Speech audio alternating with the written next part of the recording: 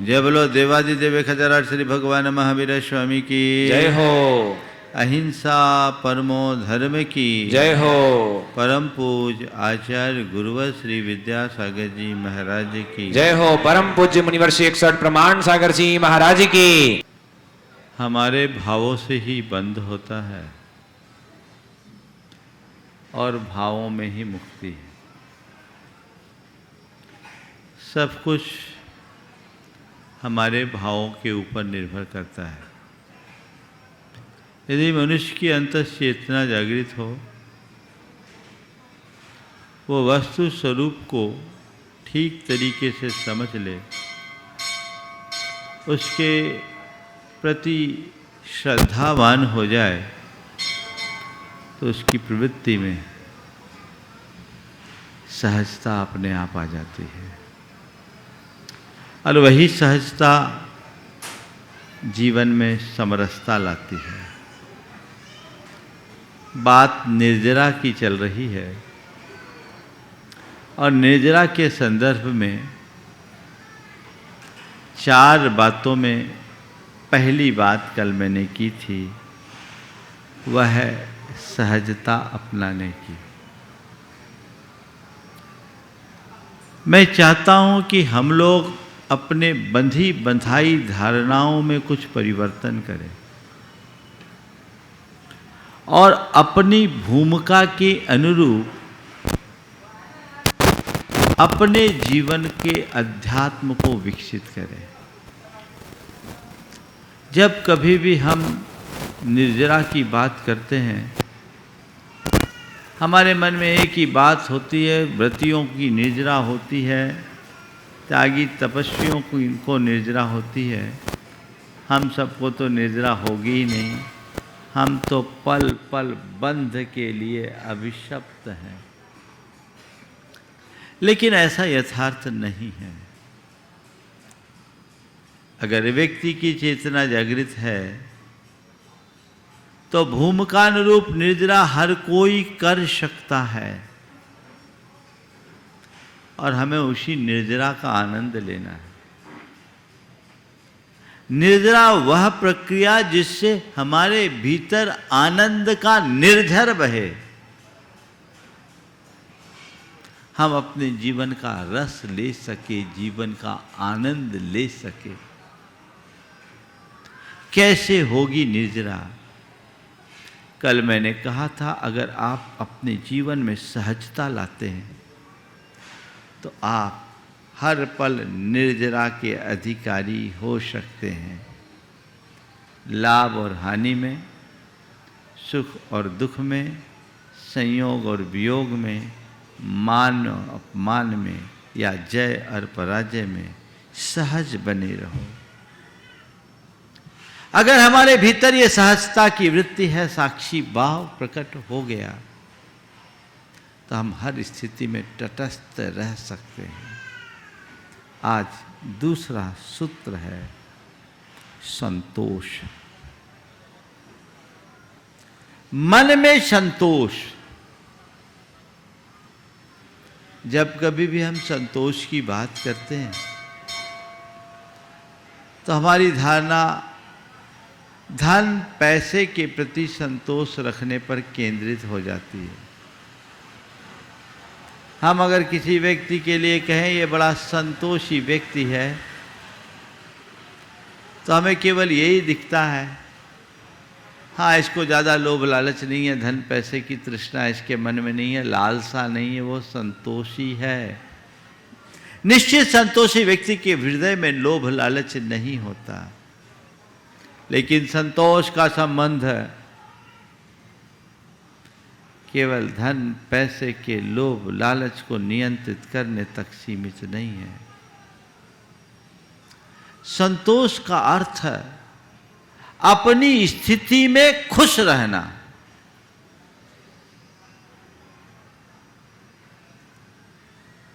आप अपनी स्थिति से खुश हो, आप जैसे हो उसमें खुश हो, तो समझना आप संतुष्ट हो, और आपके मन में ना खुशी है तो ये असंतोष है। अपनी स्थिति में खुश रहने की कला विकसित कीजिए। और हमें धर्म इसी का पाठ पढ़ाता है कि अपनी स्थिति में हम कैसे खुश रहें। पहले तो मैं आप लोगों से पूछता हूं, ईमानदारी से बताना, अभी तुम जैसे हो, जिस स्थिति में हो, उसमें खुश हो या खिन्न? खुश हैं? सब के सब खुश हैं?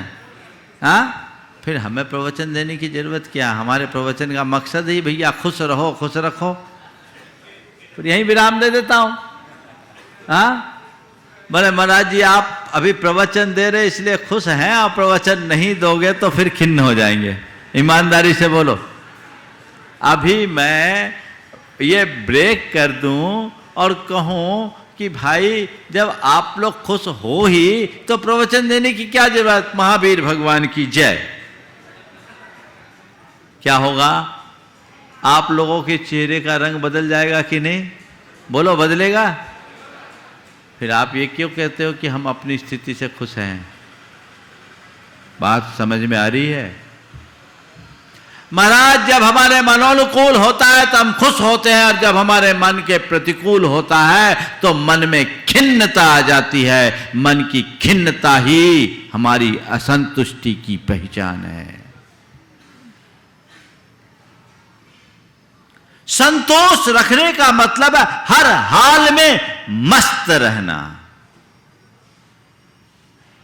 चाहे जो हो जाए हमें अपने सहजता को मेंटेन करके चलना। बस ठीक है, अच्छा है तो ठीक, बुरा है तो ठीक है। वो स्थिति जिस व्यक्ति के हृदय में वृत्ति आ जाती है वो साधारण मनुष्य नहीं, वो साधक कहलाता है। और यही साधना हमारे जीवन को ऊंचा उठाती है।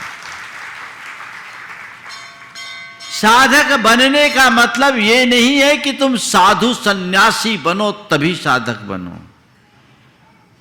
तुम गृहस्थ होकर के भी साधक बन सकते हो।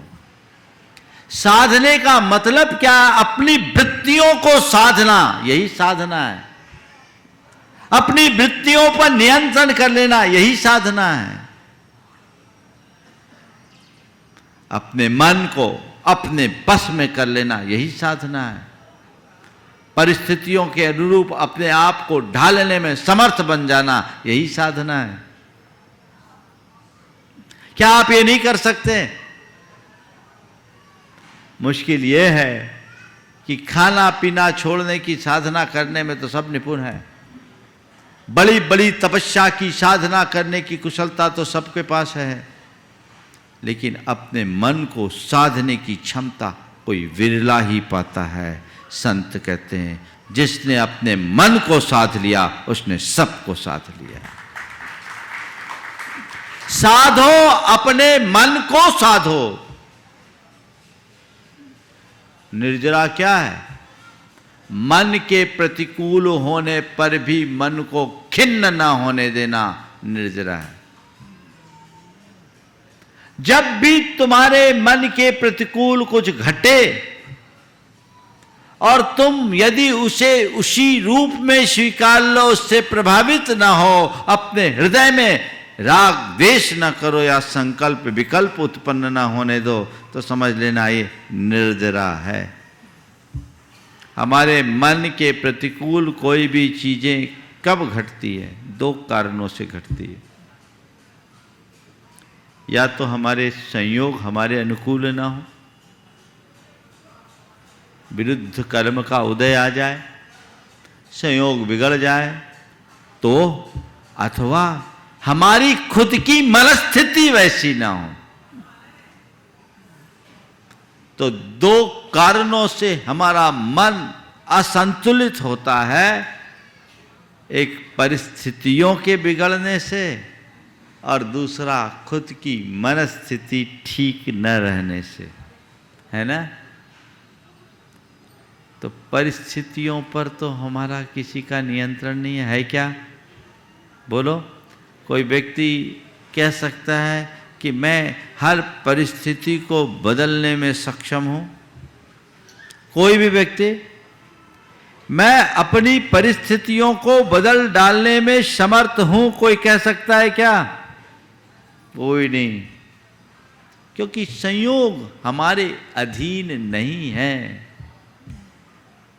पर मेरे जीवन में जो भी संयोग घटे, मैं उसे स्वीकार कर संतुष्ट और प्रसन्न रहने की कला तो अपने अंदर रख सकता हूं। तो आज अपने जीवन में संतुष्टि की अभिव्यक्ति के लिए आपको 4 सूत्र देता हूं, और वे 4 सूत्र ही आचार्य कुंद ने हमें बताए। उनका सार मैं आपको बता रहा हूं। पहले आज की गाथा लूं।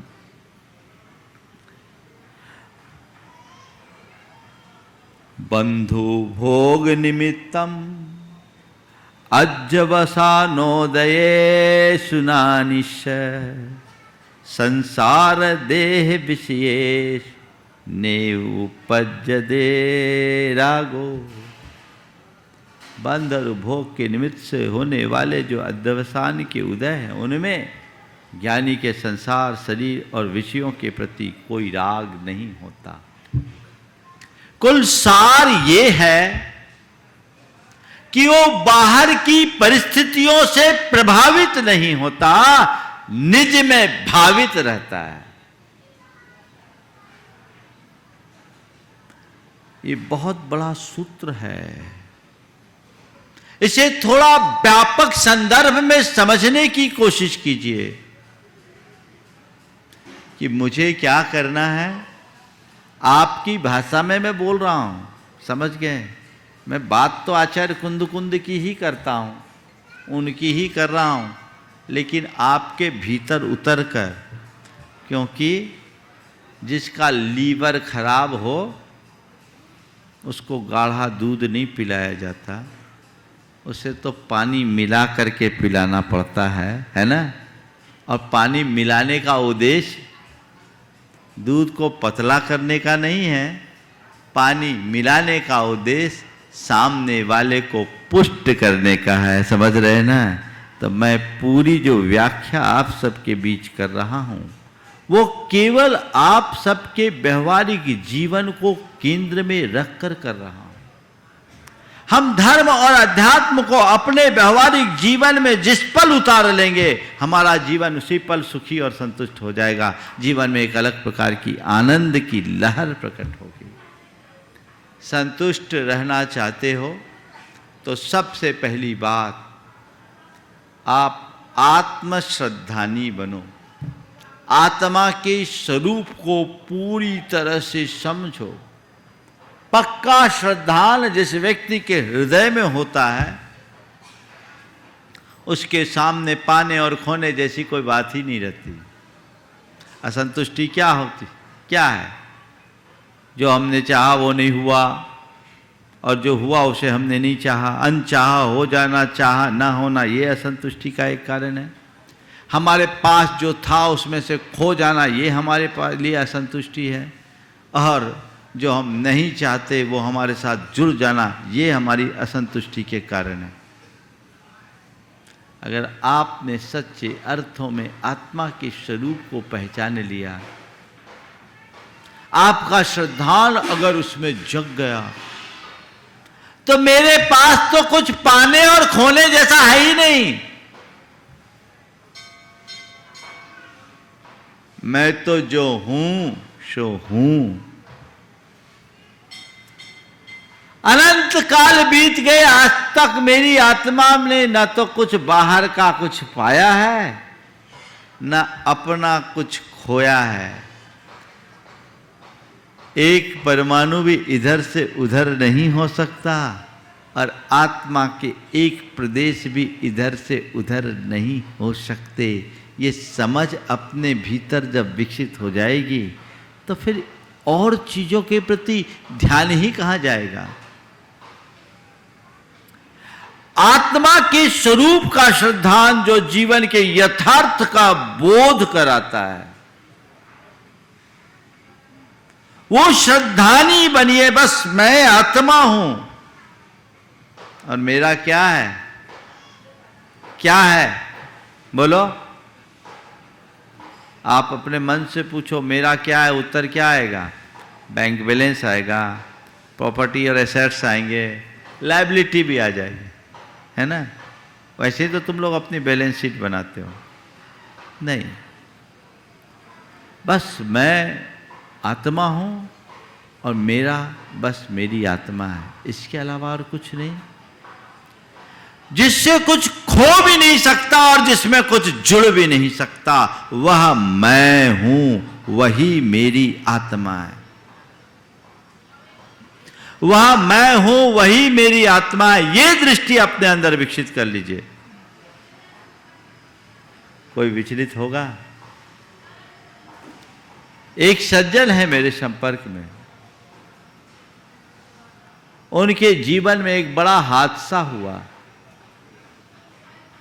हादसा में उनके 2 बेटे एक्सीडेंट में एक साथ मर गए, एक 18 साल का, दूसरा 21 साल का। देखिए, एक तत्वज्ञानी के हृदय में क्या परिणाम होता है। 18 साल और 21 साल का युवा बेटा जिसका खो जाए, साधारण परिस्थिति में क्या होगा? रो रो के बुरा हाल होगा। और वो व्यक्ति बिल्कुल तटस्थ बना रहा। उसने कहा, मैं मानता हूं मेरा और मेरे बेटों का संयोग इतने ही दिन का था, और बेटे बेटे थे, व्यवहार में मेरे बेटे थे। मेरा है कौन? मेरा तो बस मैं हूं, ये शरीर भी मेरा नहीं है। ये श्रद्धान जब तुम्हारे हृदय में बैठ जाएगा तो तुम दुनिया में चाहे कुछ भी क्यों ना हो जाए, तुम्हें कोई हिला नहीं पाएगा। जैसा भी हो तुम उसमें खुश रहोगे, संतुष्ट रहोगे, प्रसन्न रहोगे कि बस मैं तो आत्मा हूं, मेरे साथ जो भी जुड़े हैं, एगो में शासदु आदा अणान दंशन लक्षणों शेषा में बाहिरा भावा सव्वे संजोग लक्षणा। मैं एकमात्र ज्ञान दर्शन लक्षण वाला शाश्वत आत्मा हूँ, और मुझसे भिन्न जितने भी बाहरी पदार्थ हैं वे सब संयोग लक्षण वाले हैं।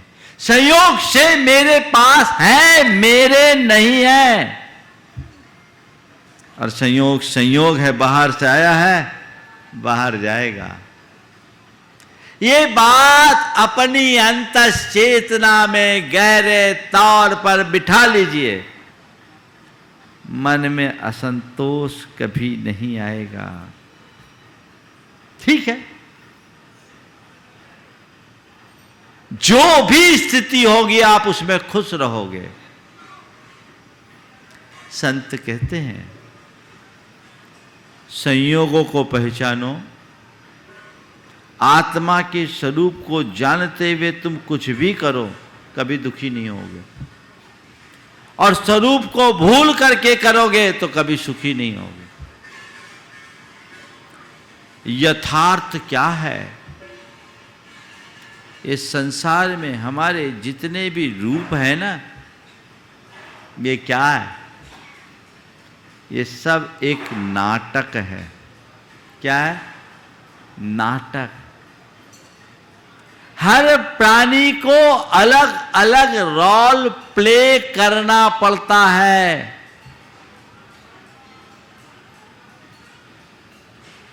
हम आप सबको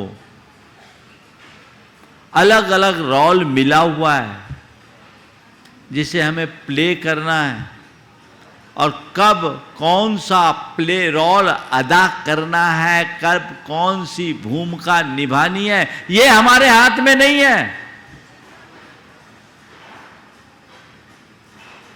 रोल का निर्धारण कौन करता है? डायरेक्टर। कौन करता है? कौन करता है? समझ गए? तो बस मैं तो आत्मा हूं, मुझे रोल दिया गया है किसके द्वारा? कर्म सिद्धांत पर विश्वास करो। कौन है हमारा डायरेक्टर? कौन है? कर्म है। कर्मों ने हमें समय समय पर अलग अलग भूमिका दी। कर्म जैसी भूमिका देता है हमें वैसा जीवन जीना पड़ता है, और हमें जीना है। अगर आपने ये समझ लिया तो कभी आप सुखी दुखी नहीं होगे, हर स्थिति में तटस्थ बने रहोगे। आप सिनेमा देखते हो, कई बार आपने ऐसा देखा होगा कि जो नायक है वो एक भिखारी बन गया होता है, और वो भिखारी का ऐसा अभिनय करता है, ऐसा रोल प्ले करता है कि देखने वालों के आंखों में आंसू हो जाए, वो सामने वाले द्रवीभूत हो जाए। होता है? वो आदमी भिखारी बन जाता है। पर क्या कभी अपने आप को भिखारी मानता है? क्या मानता है? क्या मानता है? हाँ, वो तो हीरो है। क्या है? हीरो। बस मैं भी कहता हूं यू आर हीरो। भिखारी मानना बंद करो। अपने आप को भिखारी क्यों मान रखे हो? ये रोल है, ऊपर का रोल है। ठीक है, मुझे भिखारी का रोल अदा करने के लिए दिया गया है तो मैं उसे निभाऊंगा, और अच्छे से निभाऊंगा, खुश होकर के निभाऊंगा, खिन्न होकर के नहीं। ये क्षमता अपने भीतर विकसित कीजिए, आत्मा की श्रद्धानी बनिए और कर्म सिद्धांत पर विश्वास कीजिए। जो मिला है मुझे वो करना है, पर करते हुए बहना नहीं, अपने स्वरूप को याद रखना है। क्या करना है? स्वरूप को याद रखना है। मेरा स्वरूप क्या है समझ में रहना चाहिए, तब कहीं जाकर जीवन की दिशा बदलेगी और जीने का आनंद आएगा। और एक बात और बोलूं, बाहर की दुनिया में मुझे कौन सा रोल लेना है और कौन सी भूमिका छोड़नी है, इस पर मेरा अपना निर्णय हो सकता है। पहले लोग स्क्रिप्ट देखते हैं, फिर देखते हैं कि नहीं ये रोल मेरे लायक है कि नहीं, तब जाकर कोई एक्टर उस फिल्म को साइन करता है। लेकिन भीतर के साथ ऐसा नहीं है, एक तरफा एग्रीमेंट है। क्या बोल रहा हूं? एक तरफा एग्रीमेंट है। जो रोल दिया जाएगा वो करना होगा। अगर रोल ठीक करोगे, ठीक ढंग से रोल करोगे तो दूसरा अच्छा रोल मिलेगा, और जब तक रोल खराब करोगे खराब ही खराब रोल मिलता रहेगा। समझ में आ रही है बात? तो क्या करना है? मुझे जो भी रोल मिला है उसे अच्छे से अदा करना है ना? ऐसे आप लोग कलाकार तो बहुत हो, इसमें भी अपनी कलाकारी दिखा देते हो। संत कहते हैं अंदर से जागो, चेतो, जीवन की धारा को परिवर्तित करने के लिए संकल्पित हो, तब कहीं जाकर हम अपना पथ प्रशस्त कर सकेंगे। अन्यथा हमारे पास और कोई रास्ता नहीं है। तो कर्म के सिद्धांत पर विश्वास रखने वाला व्यक्ति कभी असंतुष्ट नहीं रहता। जो हो जाए सब ठीक, जो हो जाए सब ठीक। मेवाड़ में एक घटना घटी। वहां एक राजघराने में उदय सिंह का मंत्री था। राजा उदय सिंह के मंत्री के विषय में राजा से किसी ने कह दिया कि ये व्यक्ति आपके प्रति वफादार नहीं है। उल्टी सीधी शिकायत की। उदय सिंह क्षुब्ध होकर मंत्री को देश निकाला कर दिया। मंत्री को देश से बाहर कर दिया गया। मंत्री ने सहज भाव से उसे स्वीकार लिया, देश निकाला। 10 साल तक वो देश से बाहर रहा। इस बीच राजा उदय सिंह को मालूम पड़ा कि नहीं, मुझे जो जानकारी दी गई थी वो गलत थी और ये तो मेरा सबसे बड़ा हितैषी और संरक्षक है।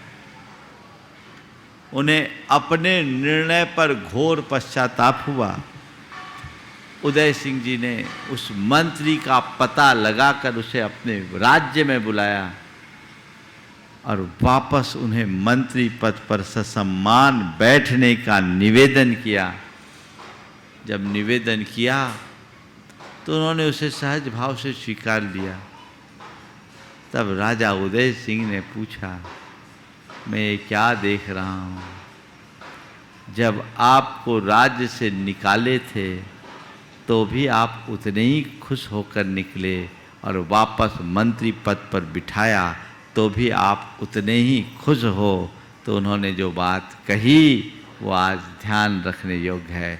उन्होंने कहा, मैं तो ये जानता हूँ कि मंत्री का पद भी मेरा पद नहीं है और मेरा देश निकाला गया तो वो भी मेरा नहीं है। मेरा तो केवल मैं हूँ और व्यवहार में अगर मेरा कुछ था तो वो मेरा कर्तव्य था, जो मैं मंत्री की हैसियत से भी कर्तव्य को पाला और राजा की आज्ञा मानना हर प्रजा का कर्तव्य है। इसलिए देश निकाला को स्वीकार करके भी मैंने कर्तव्य को पाला।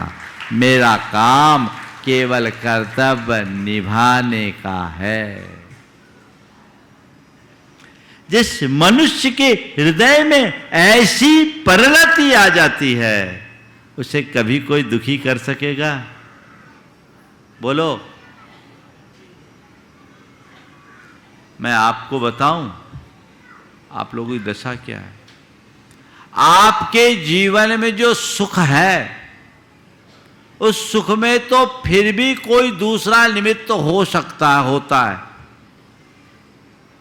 तुम्हारे जीवन में जो सुख है उस सुख में तो फिर भी कोई दूसरा निमित्त हो सकता है, होता है। पर जो तुम्हारा दुख है ना उसमें दूसरा नहीं, जिम्मेदार तुम खुद हो। मनुष्य खुद के कारण दुखों को आमंत्रित करता है। जो व्यक्ति परिस्थितियों के अनुरूप अपने आप को ढालने में समर्थ होता है वो कभी दुखी नहीं होता, और जो परिस्थितियों से सामंजस्य नहीं बना पाता वो कभी सुखी नहीं होता। समझ गए? तो क्या करना है? आत्मा के प्रति श्रद्धानी बनना है, कर्म सिद्धांत के प्रति विश्वासी बनिए, और जो है ठीक है। सत हरिश्चंद्र ने डोम का पद पाया, वो भी स्वीकार लिया, राजा से डोम, सहज भाव से, और अपने कर्तव्य के पालन के लिए अपने पुत्र के अंतिम संस्कार के लिए भी उसने पैसे ले लिए। कहानी आप सबको पता है, पर बंधुओं ये कहानी हमारे जीवन की कहानी होनी चाहिए। भले आज ऐसी विषम परिस्थिति नहीं है कि तुम्हारी इस स्तर की परीक्षा हो, लेकिन छोटी छोटी बातों से प्रभावित होकर के जो अपने चित्त को डगमगाते हो उससे तो बचा जा सकता है। दृष्टिकोण वैसा होना चाहिए, भावना वैसी होनी चाहिए जिससे अपने जीवन का पथ प्रशस्त किया जा सके। अपने अंदर को मोड़िए, धीरे धीरे मोड़िए, सहज बने रहें। जो है जैसा है उतने में मुझे ढालना है, अपने आप को ढालना है, स्वीकारना है। मुझे जो रोल मिला है वो निभाना है। समझ गए? नंबर 3, जो मिला है उसे पसंद करो। जो मिला है उसे पसंद करो। पसंद करो मतलब सहज भाव से स्वीकार करना शुरू करो। एक बात ध्यान रखने की है, जो मैं चाहूं वो मुझे मिले ये मेरे हाथ में नहीं। जो मैं चाहूं वह मुझे मिले ये मेरे हाथ में नहीं है, पर जो मुझे मिला है उसे मैं चाहूं ये तो मेरे हाथ में है। क्या करते हो? ज्यादातर लोगों की कहानी यही है, जो मिला है वो पसंद नहीं और जो पसंद है वो मिला नहीं। गुरुदेव बहुत अच्छे शब्दों में कहते हैं, जो पाता है सो भाता नहीं और जो भाता है सो पाता नहीं। जो पाता है सो भाता नहीं, जो भाता है सो पाता नहीं, इसीलिए सुख साता नहीं। ये गुरुदेव के शब्द है। ये इसमें जीवन का एक बहुत बड़ा यथार्थ निहित है। अपने जीवन को संतुष्ट बनाए रखना चाहते हो, राग भाव से मुक्त रखना चाहते हो, तो बस जो है सहज रूप से स्वीकार कर लो। बस यही है मेरे काम का। जितना उपयोग करने लायक हो उपयोग कर लो, जितना उपभोग करने लायक हो उपभोग कर लो, उससे चिपको मत। वो आनंद है। लेकिन सब भागते हैं, दूर भागते हैं, पास की चीज दिखती नहीं है ना। संत कहते हैं, यदि तुम्हें उससे सुख नहीं मिला जो तुम्हारे पास है, तो वो तुम्हें कैसे सुख दे सकेगा जिसे तुम चाहते हो? मिलेगा क्या? अपने मन से पूछो, तुम्हारे पास जो चीजें हैं उसकी खुशी अधिक है या जो नहीं है उसके पीछे परेशान? बोले महाराज हमारे पास जो चीजें हैं उसकी खुशी हमारे पास कम है, पर पड़ोसी के पास जो चीजें हैं उसकी तकलीफ ज्यादा है ना। ये बातें ये क्यों कर? ये मन की दुर्बलता है, इसे दूर करना चाहिए। ये हमारे जीवन को, हमारे जीवन की शांति को छिन्न भिन्न करने वाले। दो पड़ोसी थे, एक का नाम था हसंत जी दिलखुश और दूसरे का नाम था रुदंत जी आंसूवाल। नाम याद रहेगा, हसंत जी दिलखुश और रुदंत जी आंसूवाल। हसंत जी दिलखुश बड़े जिंदा दिल आदमी थे। उनके पास कोई आए, रोता आए और हंसता जाए, बड़े आनंद में रहे। पर जो रुदंत जी आंसूवाल थे ना, वो आंसू ही बहाते थे। सुबह से उठते और शिकायतें शुरू हो जाती। कोई भी आया, जी क्या करूं, आज नींद देर से खुली, आज पेट साफ नहीं हुआ, आज पत्नी ने चाय देर से दी, आज भोजन अच्छा नहीं मिला, अजी क्या करूं, आज हाजत खराब हो गई है, आज सिर में दर्द हो रहा है, सवेरे से एक भी ग्राहक ही नहीं आया, क्या बताऊं। जो आए उसके सामने अपना पुराण खोल दे। अब कौन आए उसके पास? नतीजा ये निकले कि कोई उसके पास फटकना न चाहे, आए तो जल्दी पिंड छुड़ाना चाहे और हसंत जी दिलखुश के पास लाइन लग जाए।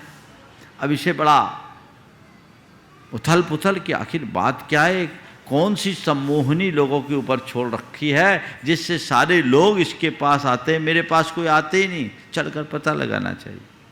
एक दिन उसके घर पहुंचा। जब घर गया तो देखता क्या है, 2 कमरे का साधारण सा मकान था। बाहर के कमरे में वो था और उसकी गोद में उसके 14 साल का बेटा लेटा हुआ था और उसके सिर पे बाम मल रहा था। आया, पहुंचा, बोले क्या बात? बोले बेटे को बुखार है, सिर दर्द हो रहा है, मैं इसको बाम मल रहा हूँ, आप बैठिए, मैं आपके लिए चाय तैयार करता हूँ। बोले चाय भी आपको ही बनाना पड़ता है? बोले हाँ कोई बात नहीं, मैं बनाता हूँ। बोले क्यों? बोले इसकी मम्मी है, वो पीछे के कमरे में है, वो अर्ध विक्षिप्त है। अच्छा, घर का काम आप ही करते? बोले हाँ। और कोई नहीं घर में? बस एक इसका बड़ा भाई है 18 साल का, वो थोड़ा आवारा हो गया है, अभी घूम रहा होगा, आएगा और खाना खा के चला जाएगा।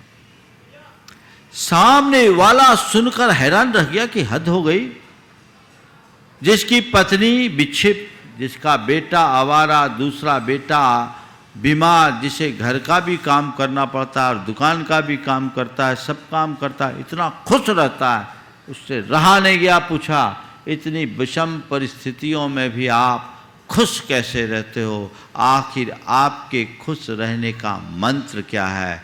उसने कहा मुझे और कुछ नहीं पता, मैं केवल इतना ही जानता हूँ, हर हाल में संतुष्ट रहना और प्रसन्न रहना, यही मेरे जीवन का मंत्र है। कल में जो खेल खिला दे बस मुझे वही करना है। ये निर्जरा का निमित्त है। प्रतिकूल प्रसंगों में आपने अपने आप को तटस्थ बनाए रखा, अपने आप को आकुलता से मुक्त बनाकर रखा, समझ लेना निर्जरा हो गई। यही तो समता है। ऐसी संतुष्टि अपने अंदर होनी चाहिए और इस संतुष्टि को अभिव्यक्त करने के लिए हर पल सकारात्मकता अपनाएं। सोच को पूरी तरह सकारात्मक बना करके चले। मन कभी व्यग्र और बेचैन नहीं होगा। जीवन में एक अलग प्रकार की आनंद की अनुभूति होगी। आप वैसा करने का प्रयास और पुरुषार्थ करें। यदि ऐसा आप करते हैं तो वो आपके जीवन की एक बड़ी उपलब्धि होगी। निर्जरा करने का यही मार्ग है जो हमें निराकुलता की ओर अग्रसर करे। जिस क्षण हमारे हृदय में निराकुलता की अनुभूति हो, समझना वही निर्जरा है और आकुलता का नाम बंद है। तो मुझे क्या करना है? मुझे संतुष्ट रहना है। क्या करना है? मुझे संतुष्ट रहना है।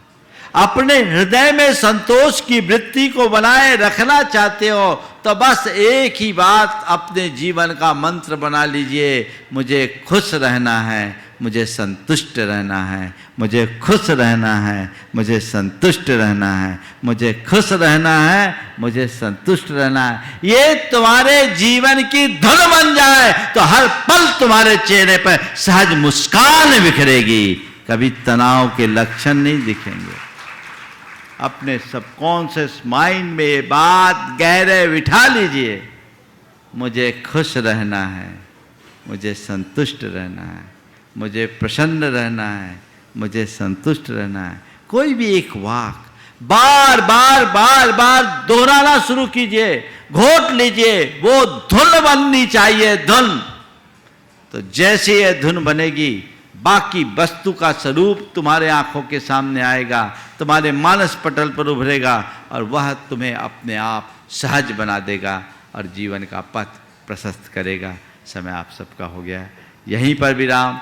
बोलिए परम पूज्य आचार्य गुरुवर श्री विद्यासागर जी महाराज।